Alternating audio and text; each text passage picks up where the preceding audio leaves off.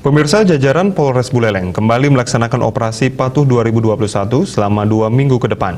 Operasi ini lebih mengedepankan edukasi terkait pendisiplinan protokol kesehatan selama pandemi dan kelengkapan surat-surat maupun dokumen yang diperlukan saat berkendara.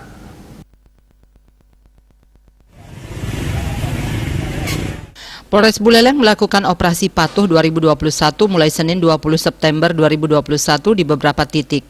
Salah satunya adalah kawasan Jalan Diponegoro Singaraja. Lebih dari 20 personel diterjunkan untuk memberikan edukasi kepada masyarakat. Berdasarkan pantauan di lapangan, masih banyak anggota masyarakat ditemukan tidak membawa surat-surat kendaraan dan kelengkapan kendaraan yang tidak sesuai dengan peraturan. Alhasil, petugas langsung melakukan penilangan terhadap masyarakat yang melanggar. Selain itu, petugas memberikan teguran kepada pengendara yang masih di bawah umur.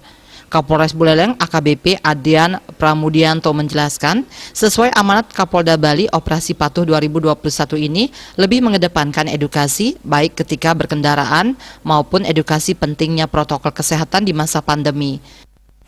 Kita melakukan edukasi kepada masyarakat. Sasaran utamanya adalah menurunkan angka mobilitas untuk mencegah kerumunan imbasnya kepada protokol kesehatan untuk menurunkan level PPKM di Polres Buleleng. Lalu yang lainnya adalah menurunkan pelanggaran hukum dan angka kecelakaan lalu lintas. Terus ada langsung penilangan? Nah, pokoknya Patuh ini lebih pada simpatik.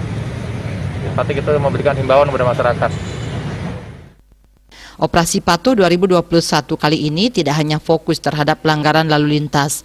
Petugas juga memberikan edukasi kepada pengelola pusat perbelanjaan, hotel hingga pengelola wisata.